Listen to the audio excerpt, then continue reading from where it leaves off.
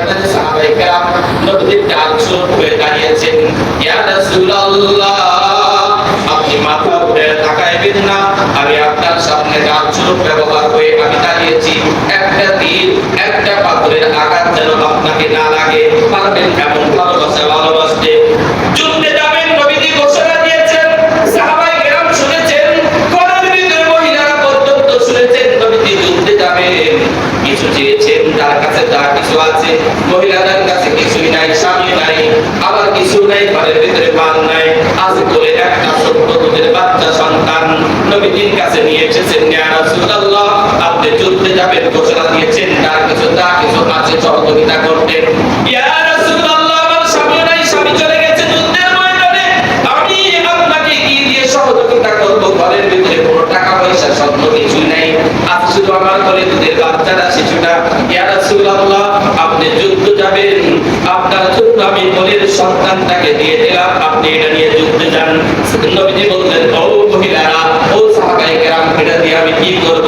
নবীজিকে বলতেছেন মহিলারা আর সাহাবায়ে কেরাম, ইয়া রাসূলুল্লাহ আপনি যখন যুদ্ধে যাবেন কাফের মুশরিকগুলো আপনাকে তীর মারবে আর পাথর মারবে, আপনার যে একটা ডাল দরকার, যে ডালটা দিয়ে আপনি ওই তীর আর পাথরগুলো আপনি রক্ষা করবেন আর ধরে রাখবেন। আমার সন্তানটাকে আপনি আপনার হেফাজতের জন্য ডাল বানিয়ে পাথর আর তীরটার জন্য আপনি আমার সন্তানটাকে ব্যবহার করবেন। এমন ভালোবাসা সাহাবায়ে কেরাম তো এমন প্রকার ভালোবেসেছে।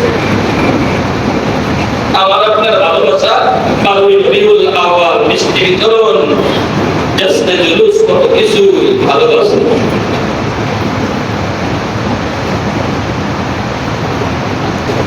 আন-নাবিয়্যু আওলা বিল মুমিনিনা মিন আনফুসিহিম, সমস্ত মুমিনদের কাছে নবীজি হবে সবচাইতে প্রিয়। আপনি একটু খেয়াল করেন আমার নবী দুনিয়ার ভিতরে কি কি করেছেন, কত কষ্ট স্বীকার করেছেন, সেই সমস্ত আদর্শগুলো আজকে সামনে না নিয়ে এসে আমি শুধু আছি 12 রবিউল আউয়াল। ওই নবী আলাইহিস সালাম তাইফের ময়দানে দ্বীনের জন্য এত কষ্ট করেছেন।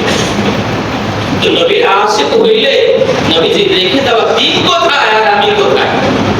নবী আলাইহিস সালাম সাহাবী আবু তালেবের ভিতরে 3টা বছর বন্দী ছিলেন।